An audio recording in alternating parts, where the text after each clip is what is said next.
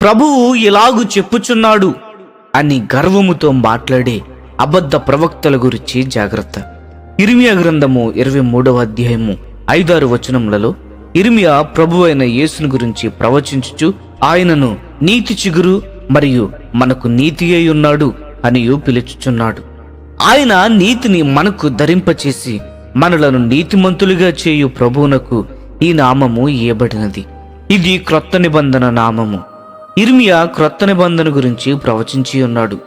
ఇక్కడ బోధకులు జాగ్రత్త పడవలసిన అనేక హెచ్చరికలు ఇవ్వబడినవి కనుక ఈ అద్భుతమైన అధ్యాయమును వారు చదువుట మంచిది.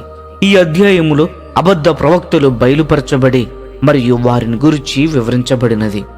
దేవుని మాట వినుటకు వారికి సమయము లేదు కనుక వారు అబద్ధ ప్రవక్తలు.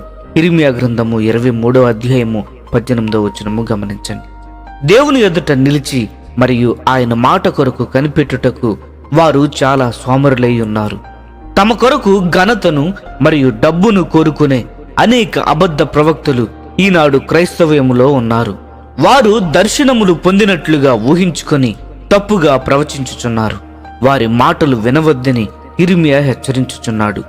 వారు తమ సొంత ప్రసంగములను సిద్ధపరుచుకుని ప్రభువు ఇలాగూ చెప్పుచున్నాడని చెప్పుదురు, కాని ప్రభువు వారితో మాట్లాడలేదు.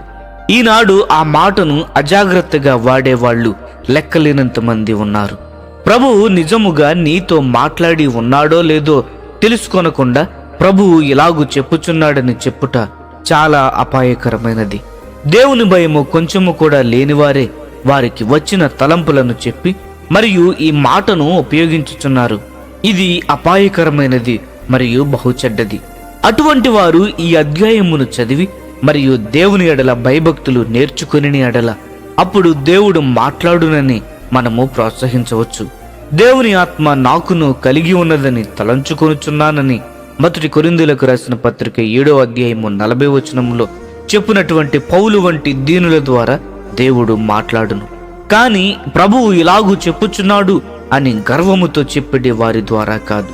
ఈనాటి క్రైస్తవులలో అటువంటి అబద్ధ ప్రవక్తలు వేల సంఖ్యలో ఉన్నారు. కాబట్టి అటువంటి వారి విషయము జాగ్రత్త పడుము. ఆయన వాక్యము అగ్ని వంటిదని మరియు సుత్తి వంటిదని దేవుడు చెప్పుచున్నాడు. ఇర్మియా గ్రంథము 23వ అధ్యాయము 29వ వచనము గమనించండి. అనేక బోధకుల మాటలు ఎందువలన ప్రజల హృదయములను విరగగొట్టి మరియు మండేటట్లు చేయుటలేదు? ఎందుకనగా వారి మాటలు ప్రభువు యొద్ద నుండి వచ్చినవి కావు. ప్రియమైన స్నేహితుడా, స్నేహితురాలా, అబద్ధ ప్రవక్తల గురించి జాగ్రత్త పడండి. ఈ సందేశములు మీకు ఆశీర్వాదకరంగా ఉన్నట్లయితే లైక్ చేయండి, సబ్స్క్రైబ్ చేయండి, అనేకులకు షేర్ చేయండి. మీ విలువైన అభిప్రాయములను కామెంట్ రూపంలో మాతో పంచుకొనండి.